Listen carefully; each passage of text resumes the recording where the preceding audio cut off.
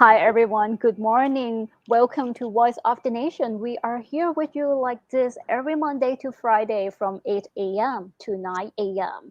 by the Nation, connecting Thailand to the world. Good morning, I'm Ping Thitapha. Coming along with me today are my co-hosts, Kun Nina Nirasha and Kun Yot Witaya. สวัสดีค่ะ สวัสดีค่ะ สวัสดีครับ This is the second week for Voice of the Nation. I hope you all, our audiences, enjoy our program. And we'd love to hear from you. Any comments, feedbacks, advice, please welcome. All pieces of advice will help us make this program better. We like Voice of the Nation to truly voice your voices.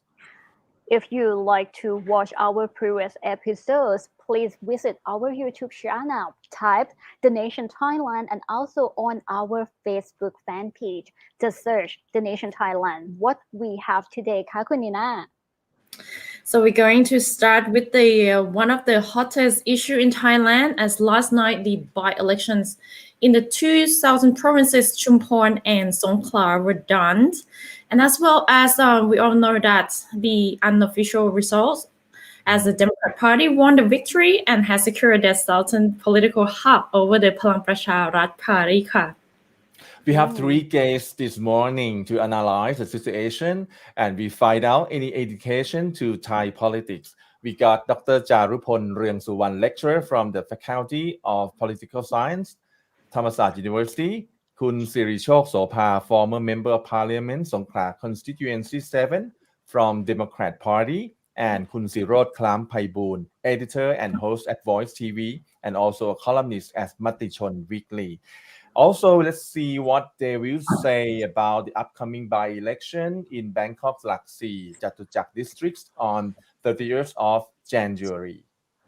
And after that, we got you another guest to talk about blockchain technology and how it helps democracy development. Please stay tuned with us to meet Dr. Thanti Sukchodrat or Dr. Rubin, a key person in Thai blockchain, and also director of Digital Center for People Empower at Thai Sang Thai Party. So let's start today with the by-elections results and our guest, Kunina ค่ะ Okay, so let's wrap up what's going on last night. As yesterday we had election held in two southern provinces, and even though the by-election took place shortly after the dissolution of parliament, as many had expected, but it turned out that the atmosphere of the campaign and the exercise of rights was very active yesterday.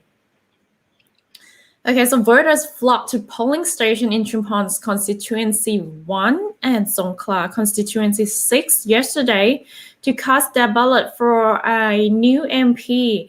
And of course, last night we have the unofficial result of the Sunday's by-election in the south of Chumphon constituency. We have Isarapong Mak Ampai from Democrat Party won with 49,014 votes, while Chawalit Adhan from Palang Pracharat got 32,281 votes. And for Songkhla constituencies, we have Kunam Hom Supaporn Kamnotpon as the winner with 28,972 votes, while Anukul Pruksanusak had 26,637 votes. So the by-elections are being held to find replacement for Democrat veterans as the Chumphon Julsai and Thawon Senniam, who were stripped of their MP status over their roles in protests that led to the 2014 coup. However, for the results of yesterday, there will be the official results of the elections will then later on released by the election commissions of Thailand. So now we got two new elected representatives. Let's see what these two will mean to Thai politics under the leadership of Prime Minister Prayut Chan-o-cha. This morning, Kun Nina and Kun Ping, we have our special live debate edition of Voice of the Nation with Thailand's hottest and most discussed topic, what happened in Sunday by-elections in the South and what effect will have on Thai politics.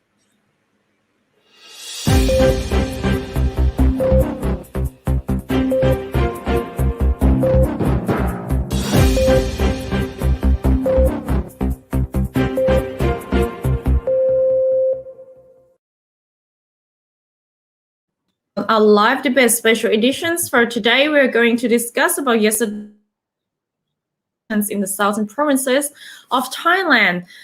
First, Chumphon constituency first and Songkhla constituency 6. So please welcome our three commentators, Dr. Jarupon Ryangsuwan, lecturer from the Faculty of Political Science, Thammasat University, Kun Sirichok Sopa, former member of Parliament, Songkhla constituency 7 from Democrat Party, and Ajahn Sirot Klamphaiboon, editor and host at Voice TV and columnist at Matichon Weekly.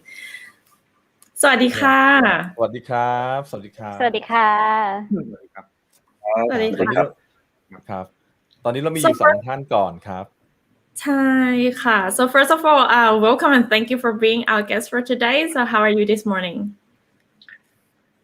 Well, a bit tired because we were up quite late last night and we had to get up early at around 6 o'clock today. So, you know, it's okay. We do a live interview in the morning. Did you watch the update from last night? Sorry? Did you watch the update from last night from Chumphon's and Songkhla constituency? Yes, right after the poll closed, we were there to watch the results coming in late in the evening until about 9 o'clock. Then we were quite clear that the Democrat Party have won both constituencies. What about you, Dr. Jarupon? Good morning, and thank you so much for having me this morning. I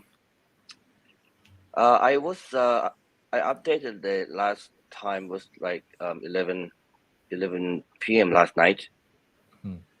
Yes, and so far that I knew was the Democrat Party won both constituencies, which is not surprised at all. Not surprised at all.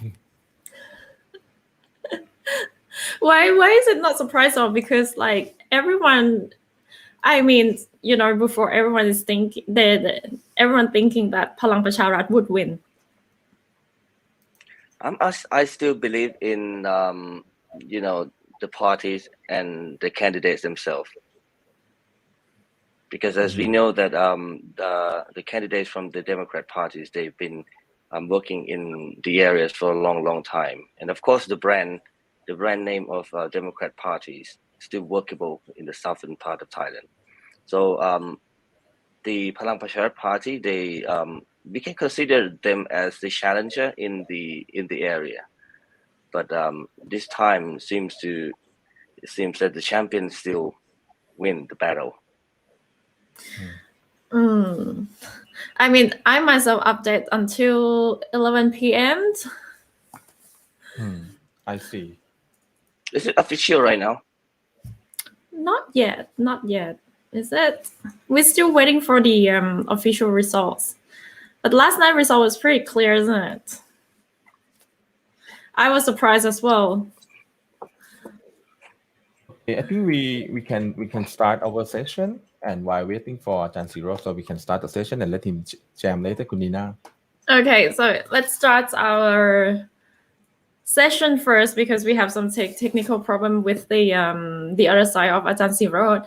So I would like to talk about the yesterday by-elections. Basically, first of all, I would like to congratulate to the Democrat Party for the victory yesterday and for both Songkhla and Chumphon constituencies. But however, this victory seems to be somewhat a call for the Democrat Party to maybe plan their new strategy, as the voting results of Palang Pracharat are not that far from the voting result of the Democrat Party. Do you think that with this, the Democrat Party should consider to maybe form their new strategy to be approachable to the people and to the new gens, and not to be perceived as the, let's say, elite look, for example. So this for คุณสิริโชค คุณสิริโชคค่ะ For all intents and purposes, the by-elections were won by Democrat Party, and for both constituencies. Of course, we are very grateful that the Southerners still face trust with Democrat Party. But as you know, by-elections are not easy to win, especially if you are pitted against a ruling party. And of course, we are very pleased with the result yesterday, because by-elections are totally different to general elections. And to win big or to win by big margin, I think it's very, very difficult. And at the very moment, we're still going through all the data coming out from yesterday's results. And, to our expectation, we discover that most of our votes did in fact come from the rural area, not the urban area, not the city centers. So in other words, contrary to most people's belief, we are no longer the darling party of middle class and upper class. So our strategy next will somehow try to win the hearts and minds of this particular sector. Let me ask คุณสิริโชคครับ this is the strategies you see, the key strategies remains, or along the way is adjusted to meet this, or is originally you already see the end like this? Well, in fact, we know that most of our votes nowadays are in fact from the rural people, not from the people in the city centers. So we have to somehow consolidate the votes in the rural area with the votes in the upper class in the urban areas. And I think Kun Thamarat, did the job for us to convert people in the middle class to vote for us. So we gathered enough votes to win the by-elections. So Kun Thamarat was quite instrumental in a way to get that those votes from the middle class to vote for us. I see.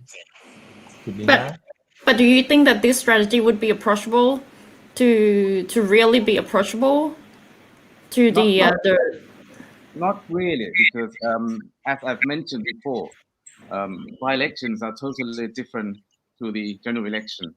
And the reason that we won yesterday was in fact because we have learned from the past. We know for a fact that we could not win by just using air war. We can not just use the social media platforms to win the election. So we have to work hard, groundwork. And therefore we establish network of volunteers to go around telling people what Democrat Party stand for, what we have done for them, and what we will do for the future. And it did connect to the people in the rural area, especially rubber farmers, because for the first time in their life, before they could not join any program from the government because they do not have the land certificate. But this particular time, Democrat Party devised a scheme calling income guarantee scheme for rubber farmers. And we fought hard for them. So this is the very first time that they can join the scheme and get subsidies from the government. So yesterday, rubber farmers came out in large numbers to vote for Democrat Party. So I can see that you established and improved their life standards. And well, in terms of this, it is unexpected because a lot of people think that Palang Pracharat would win, as I mentioned before. For Dr. Charupon, what will be the next move of Palang Pracharat? I think it would be a huge and difficult homework for the Palang Pracharat Party. The defeat this time demonstrated that the Democrat Party still have a strong hold with the southern part of Thailand. We have to admit, as you said before the elections, many people predicted that the Palang Pracharat Party would win in both constituencies. But this time, the result has shown us that the Palang Pracharat may have to rethink about their strategy because it's definitely not easy. I think we have to. Yes. sorry, I think we have to look at the nature of the two parties. Okay, first of all, they have pretty much the same supporters, same areas, and for example, like the urban people, higher middle class people, and the elite. Okay, and this time it is not surprised that the result yesterday was quite close. Um, uh, and both parties, they have one common thing, and that is winning in the northeast, and the north is very difficult for both of them, especially in the northern part of the northeast and the northern part of the north, where they're both the strongholds of the Pheu Thai party. So the southern Thailand is the area that both parties have better potential, and so it is crucial for both parties to win this by-election, and also to win the southern constituency as many as possible. For me, it's not surprised that one day these two parties will eventually clash on each other in the election, because both have similar supporters and stronghold. For example, Bangkok and the southern part of Thailand. Yesterday we saw that both parties have worked so hard to win the by-elections, and the result is what we have seen, that the number wasn't wasn't so far from each other. So in terms of the Palang Pracharat Party, they may have to rethink about their strategy. Maybe they have to focus more on the middle of Thailand provinces, and we have to understand that the Palang Pracharat Party is in the previous elections there was more like a task force that collect politicians from different parties and background, and obviously everyone stepped in politics for power. So in this sense, I see Democrat Party is more united, and I think maybe they can survive the hard time better than the Palang Pracharat Party. Yep, and the question is how they're going to manage these similarities, as I mentioned before, between the two parties, and to prevent the clashes as much as possible, especially in the next election, if they still want to be in the coalition parties and work together. So basically, we can perceive that as a fight between Palang Pracharat and Democrat Party. Can we say that? And they both are coalition government. I would say that it's a competition. It's a competition between the two parties that have very, very similar identities and characteristics in terms of supporters and areas. Okay, now we have อาจารย์ Sirot Can I coming add now. further to this point? คุณ Nina. สวัสดีค่ะอาจารย์ Sirot, welcome ค่ะ So let me continue with Dr. Jarupon with the thing we were discussing about. Do you think that because this, as I said, maybe can be perceived as a fight between two parties? สวัสดีครับ สวัสดีครับ สวัสดีค่ะ So do you think is it right to do that for both parties, as they both are coalition government? Yes.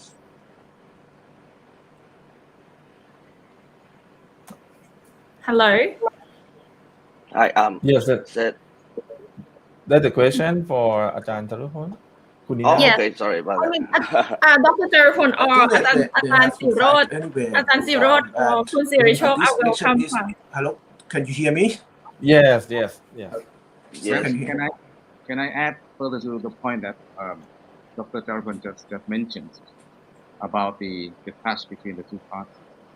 Well, you really have to look back in time to the past and try to understand the political polarization in Thailand. The crux of the polarization is in fact a sharp division between the two completely opposite ideologies, which move into an identity struggle, namely the red shirts and the yellow shirts, which are supported by pro and anti-establishment political parties. And before the coup d'etat, Democrat Party was regarded by the pro-establishment voters as the party to lead the fight against the anti-establishment political parties. But that all changed after the coup d'etat. The military took over, they rewrote the constitution, they put terms conditions to make them win easier. And the pro-establishment voters regarded and looked upon the Prasharat Party as the force to be reckoned with, a party to lead the fight against the anti-establishment political party. So they won most of the votes, and we suffered a heavy loss in the last election.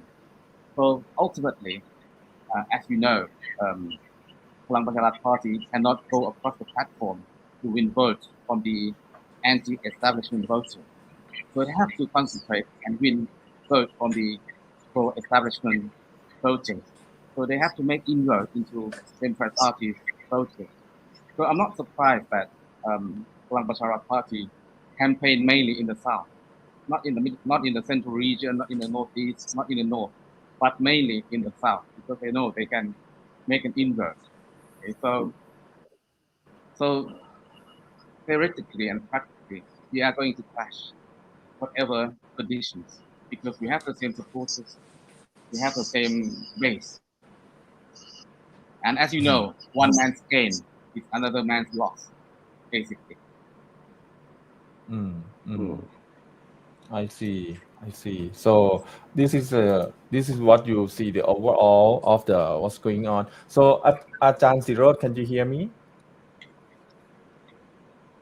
It's certain delay, okay? From Ajahn Sirot, so I can type in the chat, okay? Can you give us overview of yesterday Yes. result? Okay. Yes. Okay. Can you Yes. give us overview of yesterday result, Ajahn Sirot? Yes. It's certain delay here, our audience and I think the result of the I think the result of the election yesterday is a reflection of so so may, Is it not a it kind like of surprise? what you? I think Yeah, Sorry. is I think I have a problem with these things. Okay, I see. You is hear it us now? like what you expect for the result that Democrat Party win over Palang Pracharath คะ Yes. But well, I yesterday I think there's some delay. I expect that the Democrat will win at Chumphon, but lost at Songkhla. But at the end, the Democrat win both. So yes. Hello. I think it's the delay things. He frozen now the picture. Okay, let's move to Yes. Ajahn. I think I should leave because maybe of the connection. So sorry. Okay. Okay, that's unfortunately. But okay, let's continue to our questions. So, according to both of you, what are the main factors for the Democrats' Party victory from yesterday? As you said, well, the Democrats has reformed their strategy to be approachable with the rural and establish and improve the life standard of the thousand people. But are there any other factors apart from that? Were you asking? Dr. Jaru. Okay, well, thank you so much. I believe that there are two things. First of all, the brand of the party and the candidates themselves. It is an undeniable fact that the party is still the crucial factor for voters to decide. And the Democrat Party has been the political party that I can say sitting on the hearts of the Southerners for decades. They have built reputation and popularity for a long time, especially in the sense of being a Southerners party. Can this fact be changed? Yes, of course, but it's gonna take time. Okay. And secondly, the candidate themselves are locals who've been working in the area for a long time. They've built strong reputation and popularity as individuals, though, and also the being in the families that long well known in the area is a great asset. Personal relationship and connections are still workable in Thai politics. So combine these factors, it is understandable why they won the election yesterday. And also, as Kun Siri Chok mentioned before, in my opinion, Kun Thamanat has also helped them in a sense, especially the speech that he gave the other day. I think first of all we have to understand the nature of the Southern people. They are proud of themselves, and they have the quality that we would call knuckling in Thai, but not in the negative sense. It is knuckling in the positive sense, such as loving each other, sincerity for the groups, for the family, and the communities. So being seen as a part of us is crucial to win the Southerners' hearts. And I also believe that the voters nowadays are much more concerned about their roles as the owner of sovereignty than in the past. So they tend to cherish the value as voters much more than ever. So this means the voters nowadays prefer to have the MP as their servants rather than their bosses. So what I'm trying to say is that Mr. Thammanat's move the other day might be considered as a little bit of looking down on the voters, especially the middle class voters, in a sense. So we have to understand that the voters are proud of themselves. They don't need any MPs to feed them, and saying such things can make the Southerners feel like, well, they don't really understand us. We don't need that, and consequently, well, they're not one of us. So I personally argue that it was not really a smart move and might be one of the reasons. I might be wrong, but that's my personal opinion. And referring to Kun Thamanat, so it is so clear yesterday that the results, that he was not happy about the results, which he gave a live interview with the Nation TV. He mentioned that in Chumphon's constituency, there was corruption that occurred, and that was never seen in the history before. Kun Siri Chok as the former Songkhla constituency, can you please tell us about, is it really happening during the by-election? Something like that's really happening? Well, you have to look back again to the past behavior of Kun Thamanat to understand why he said these things out. To me, he's quite an emotional guy. Yeah. Well, we say he's a nudnik person, very irritated very easily, as you've seen in many occasions. And he was expected to win big in both constituencies. So it came as a shell shock to him when he lost both constituencies. So he had to say something which I think it's dishonest, it's not true. And in fact, he should not be the person who said it, because just a few days ago, the Election Commission just passed a sentence, and the Lampang Member of Parliament, which Kun Thammanat was in charge, was indicted for vote buying, and Kun Thammanat was lucky; he escaped narrowly. So yesterday, in fact, he was quite a hypocrite to come out and say that the election is not, it's not honest, it's corruption, etc. Well, he said he has proof. Well, the election commissioner has proof also with by election. What can you say to that? So, but as a former Songkhla constituency 7, is it something like this really happening? Well, as Ajahn mentioned before, the south of Thailand is the base for our supporters, and in the past we have never used any money to buy votes, contrary to other parties. Okay, And I think it's still the practice that we do in Democrat Party in the South. So we deny that we buy votes. Well, I'm not sure whether Kun Tharat can say the same thing. Okay, so Okay, Kat, since we're running out of time, so I would like to wrap up quickly for both of you that after the unofficial result release, however, both parties, as you mentioned before, share the same common things and they both are coalition parties. Do you think that because this is kind of considered between a fight between both parties, do you think that this both party later on can still work together, can still or is it a time for Democrat Party to stand on its ground and stop being compromising as a coalition government? Let's hear from Kun Sirichok first. Well, I think you're asking the wrong person, because if I were to make it into parliament, I would have voted for Panic Prayut in the beginning, So if the Democrat Party voted for Kun Prayut and joined the coalition partnership, I don't think it's difficult for them to carry on. It's quite easy, So not to worry.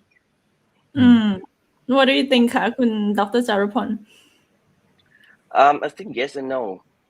Yes and no. Personally, I believe that there would be no problem in this coalition government, because the voting in the parliament would still be in the same direction as before. The coalition parties still need to each other in order to gain, benefit from being government, and incumbent power is still important for political parties in the next elections. But I also think that if these kinds of competitions, among the coalition parties happen again and again, it might not be healthy for the government in the long run.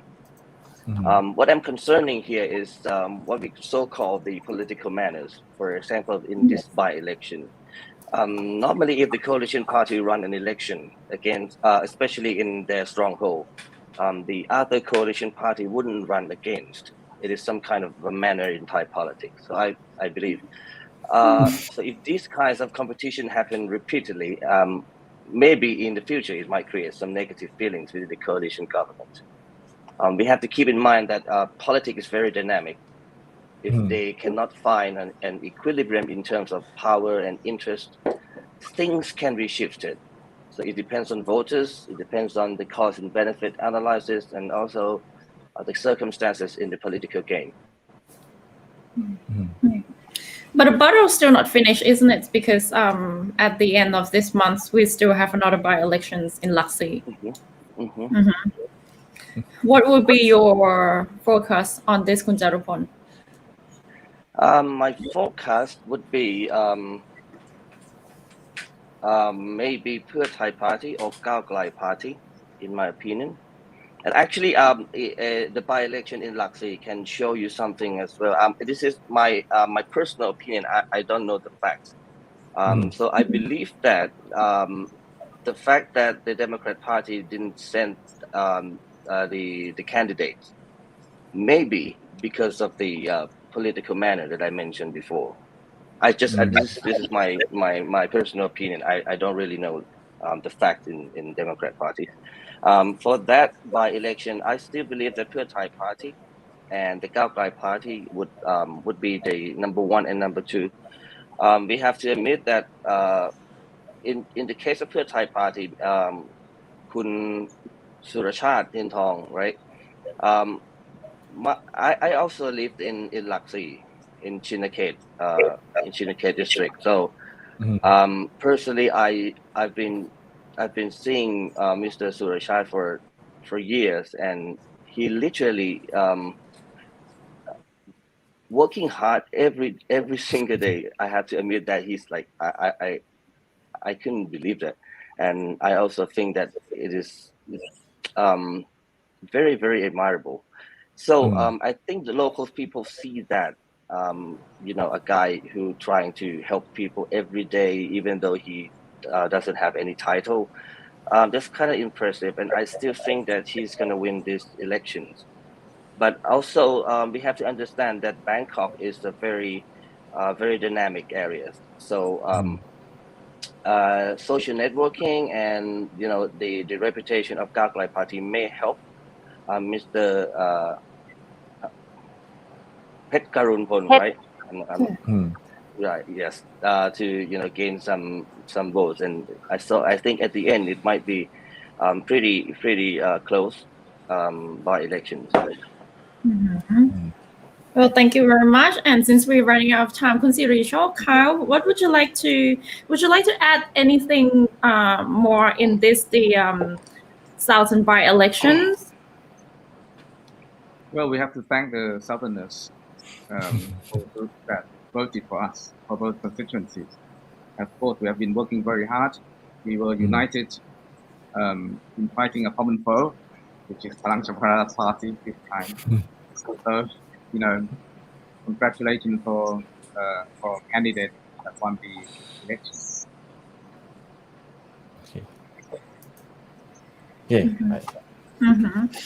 Okay, so thank you very much, all of you, for being here. And it is no doubt that with the results of the by-elections, unofficial results of the by-elections, that the Southerners still adore their favorite Democrat Party.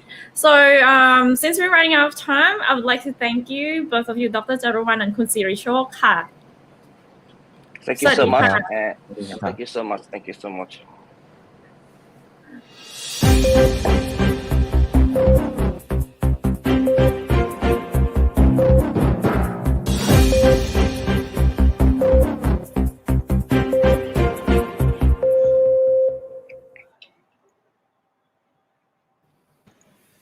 After the by-elections in the South, let's move to Bangkok because there will be a by-election at Laxi, Jatujak, on 30th of January. So many political parties are trying to win the hearts of Bangkokians because the results of the election will be one of the indicators of their popularity in Bangkok for Bangkok people before the Bangkok governor's election, which is expected to happen in less than a year. Many candidates hit the campaign trail in Bangkok on Saturday ahead of a crucial by-election that will offer clues the road ahead for Thailand beleaguered coalition government. So let's take a look at the candidates and their story. So the reason that they have to do a re-election at Laxi Jatujak again because of one MP, Sirat Denjaka, he lost his parliamentary status last month after the Constitutional Court ruled that his 1995 conviction meant he had been unqualified to contest the March 2019 for general election. So that's why they need to find the new MP for Laxi and the Bijak. So let's take the candidate ค่ะ The first one คุณสรัญรัตน์เจนจาคะ from พลังประชารัฐ Party converses door to door in many communities in Laxi district. She is the wife to the constituency former MP Sirat Jenjaka, which is like the one just lost his parliament last month. So here's the thing. The reason that Kun Sirat Jenjaka lost his parliament because the constitution bars anyone with a criminal conviction from standing for election to the House of Representatives. The ruling against Sirat left the seat empty, triggering the need for a by-election. So his wife ran to this re-election also, and she was like 100% confident of winning the by-election given strong support play by local voters contribution she had made to local community would help her cause. So let's see that his wife going to win this election or not. So in the previous section just mentioned about another candidate from เพื่อไทย so เพื่อไทย party สุรชาติเทียนทอง so right now he worked very hard at Laxi also and yesterday he joined on the campaign trail with party leader ชลนาน สีแก้ว so this is him And he quite like a lot of people talking about him a lot because like he not just only like came from popular party, but he also like well known in the district also. Let's move to another guy. This guy from Gao Gai Party. Kun Vitaya, have you ever Yes. seen him before? Oh, he's an actor. He's famous. People like him. Yeah, he used to be actor before, and he just joined Gao Gai Party 2 years ago. Now he run the campaign, and he is the one of the candidates that going to run for the by-election on 30th of January also. So this is the overall of popular candidates for Laxi and Jatujakarta. Thank you, Kun Ping. Talking about the election, we are so glad that we have Dr. Thanti Sukchodrat or Dr. Ryabin, co-founder and advisor of Thai FinTech Association, a board member of Thai Blockchain Association, and he's currently director of the Digital Center for People Empowerment at Thai Sang Thai Party. Let's welcome Dr. Ryabin after this.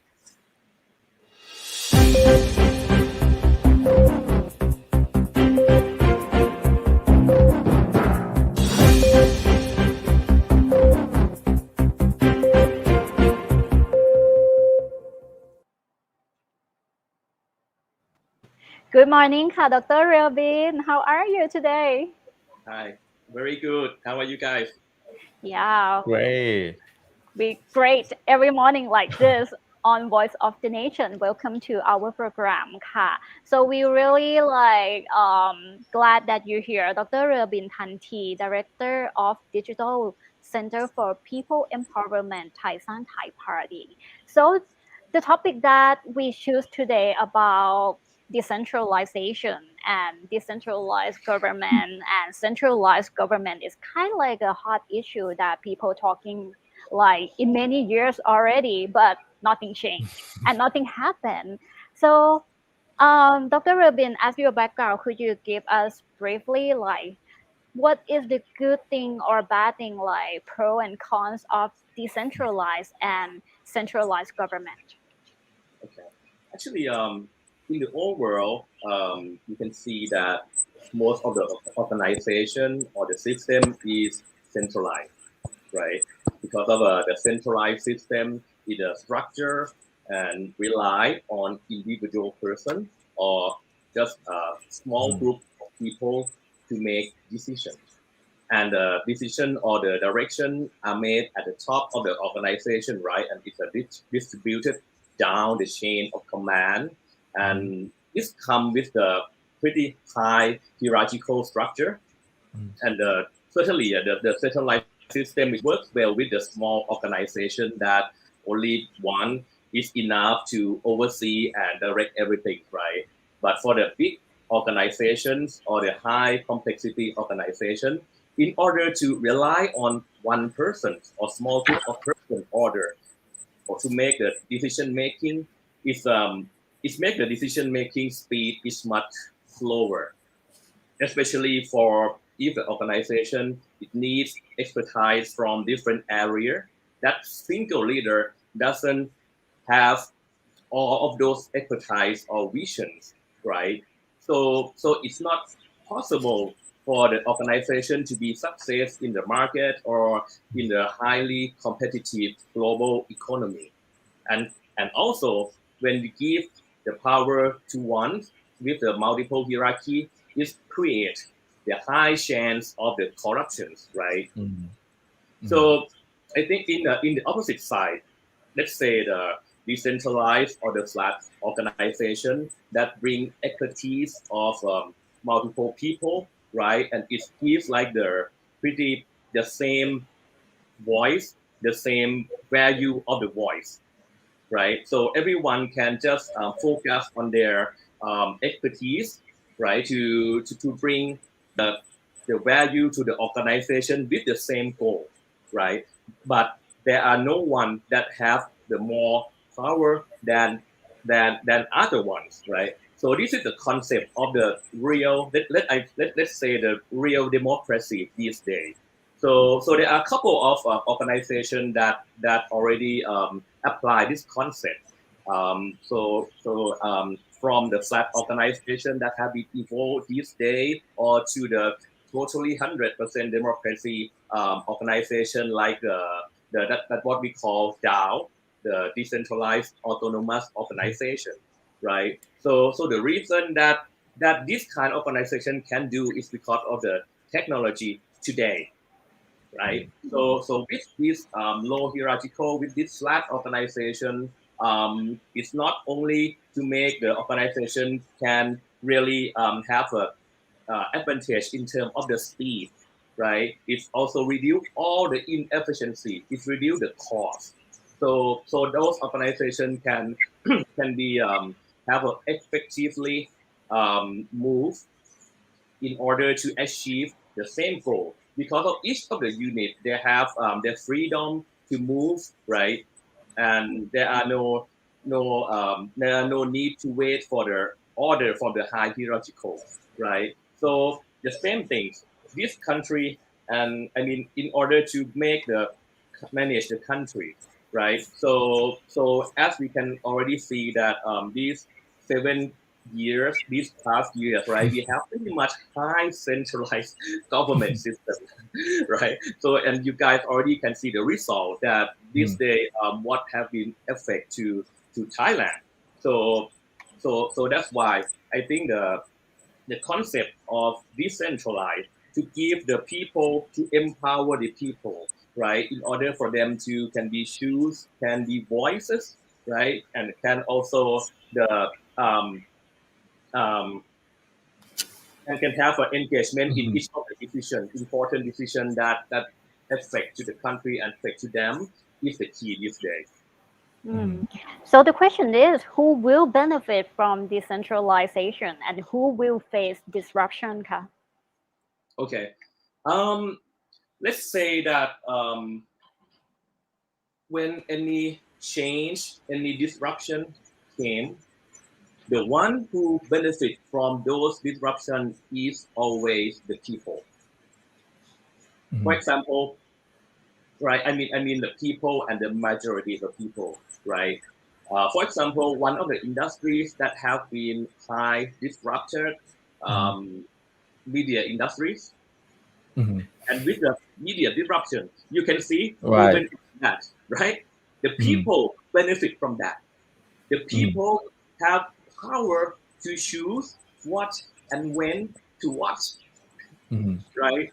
The people have access to multiple sources from mainstream to nano influencers, right? So, and then they can decide what is good for them, what is the fact, what is the truth, right?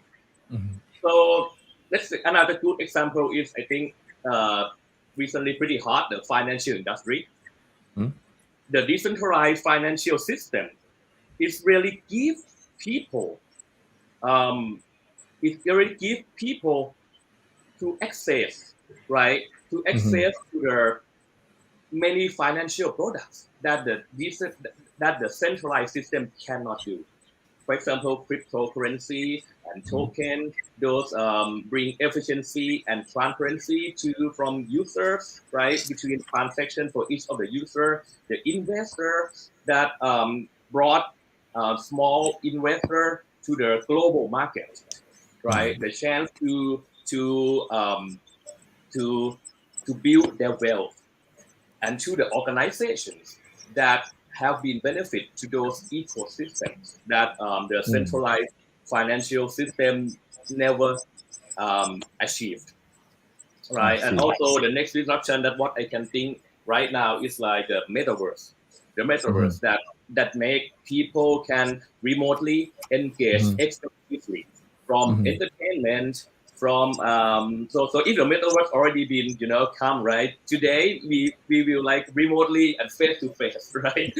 And the people that watch us and feeling like okay, we already in the same room, something like that, right? Yeah. So the metaverse can bring the remote people to be remotely engaged from entertainment, media, education, let's say wellness, business activities or even the politics that Thai Party right now we are developing our metaverse project for the people engagement and can you see every time when disruption comes it's benefit to the people majority of the people so that's why people already benefit and they change their behavior and their needs right so the organization that have been impact from those change let's say it has both of their positive impact and negative impact right so the organization that have been positive impact it's been the organization that can be transformed well right in order to stay competitive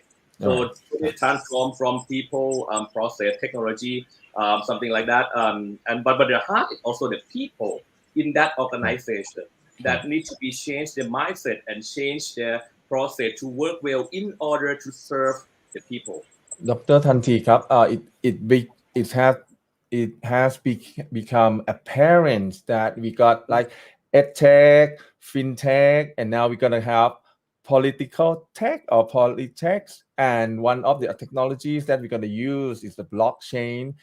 And can you give us some pictures, the perspective of some countries that have adopted blockchain or this kind like political tech to bring democracy or a decentralized government system?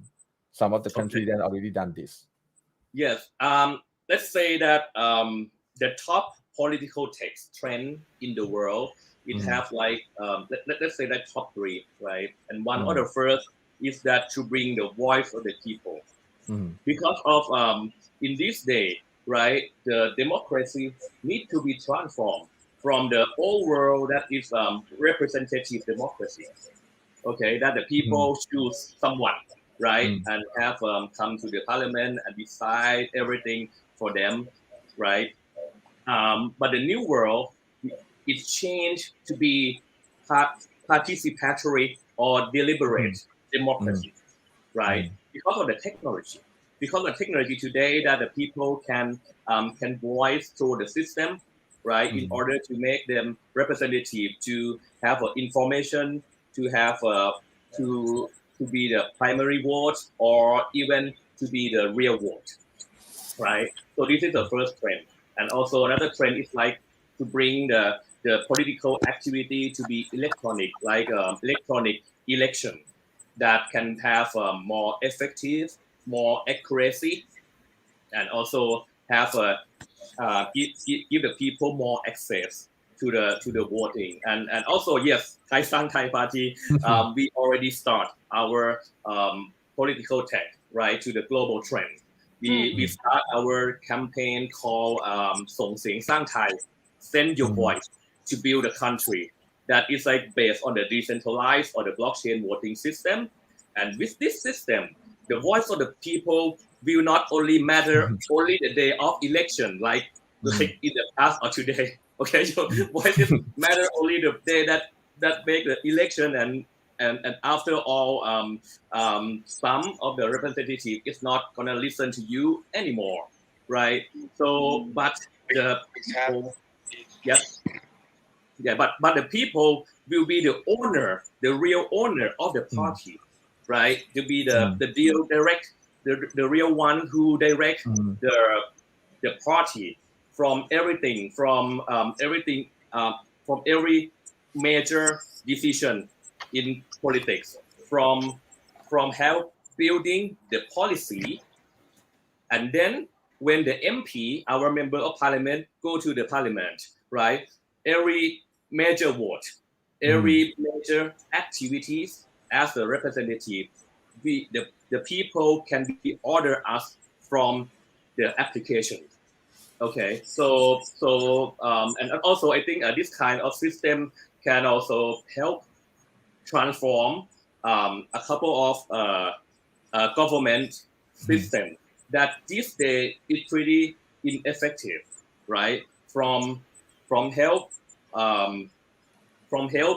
create efficiency of the government unit the people can set the KPI of the government officer and the politicians, right? Even though the same KPI that make the people, the country better from like GDP or reduce the gap of the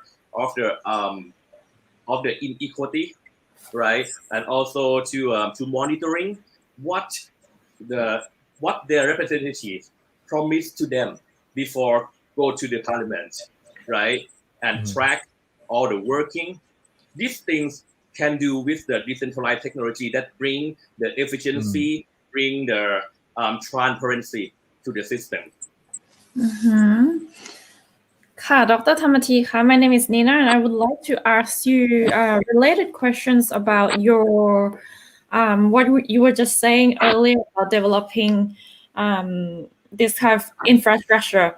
So do you think that the Thai people are ready for that, as most part of Thailand and mostly Thai people, some of them are still living in rural conditions, for example, and they're in terms of access to infrastructure and technology for now is still hard for them to access. So do you think they are ready for that? Okay, to be ready, I think there are two reasons. Two factors. The first, as you said, infrastructure. And if you ask yourself that this day, any organization, any let's say any commercial organization, what you're gonna put between online media or offline media? Let's say 80% go to the online media, right? Because we know that majority of people is already been there, right? We cannot lie ourselves from excuse that okay, our system is not go to everyone, right? But let's say that the Thai people, 50 million of Thai people have smartphone. Okay, this there are, and also the fact is that there are no system can be complete. Let's say that the online system, the electronic system is coming to fill the gap. Is coming to fill the gap that the old system cannot do, right? But certainly we need to use two systems together in the parallel, right? Because of and needs to really develop the more infrastructure to support that from have 50 million people on board. Certainly target to be 100% people on board, but it may not happen soon, right? But in order to bring the online system, the electronic system, right, to today is like to fill the gap. Yeah, and another factor is also the people to adoption to the system, because of certainly at the old time, right, when the power is go to small group of the people, we see the problem, right? But right now, if the power go to the people, what we need to do the people is to educate.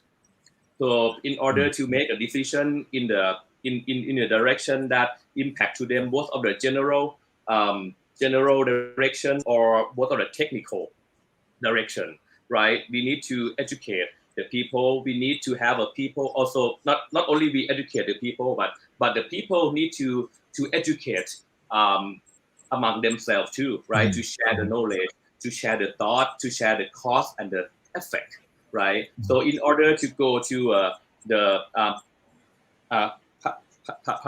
I mean like the new way of the democracy, right? That people have more participation. I think we need to really see the use case that the people are already ready in terms of both infrastructure and in terms of their activities. Yes. What about elderly people? What about elderly people who cannot access to the technologies, for example? Or maybe some people who live in the rural area where internet is not even available. Right. But as I said before, it's not being 100% for sure, but it's like each of the system fill the gap of each other, right?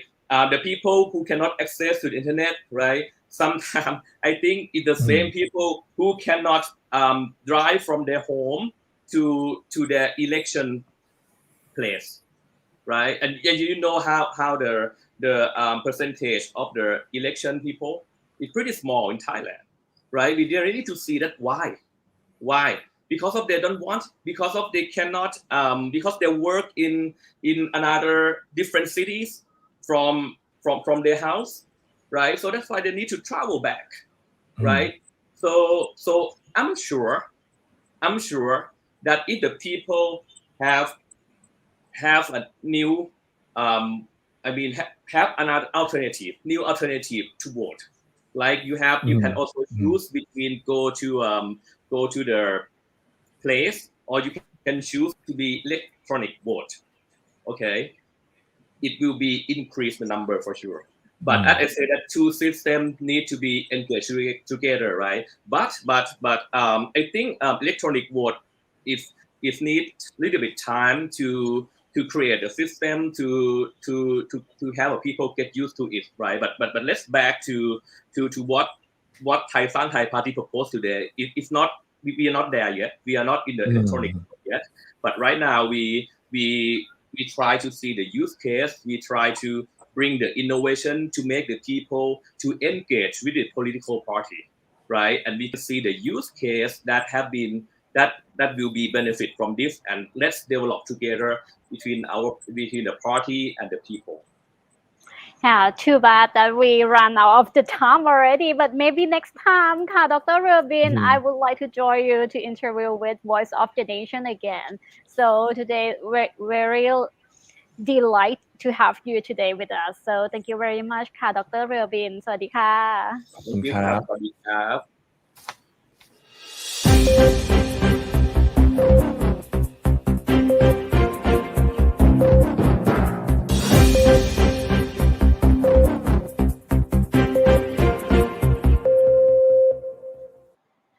And that wraps up our Voice of the Nation. And that's wrap up our Voice of the Nation morning news update for today. I hope you enjoy our live program. And stay tuned with us with the latest news and information from Thailand's premier English language news source, connecting Thailand to the world every Monday to Friday, 8 a.m. to 9 a.m. Live streaming to our website, nationthailand.com, Facebook, and other social media platforms. Don't forget to click like and share. I'm Vithaya Sangarun. I am Nina Nirasham Malisak. สวัสดีค่ะ And Ping Thitapha Siri Pipas. See you tomorrow and have a great day, everyone.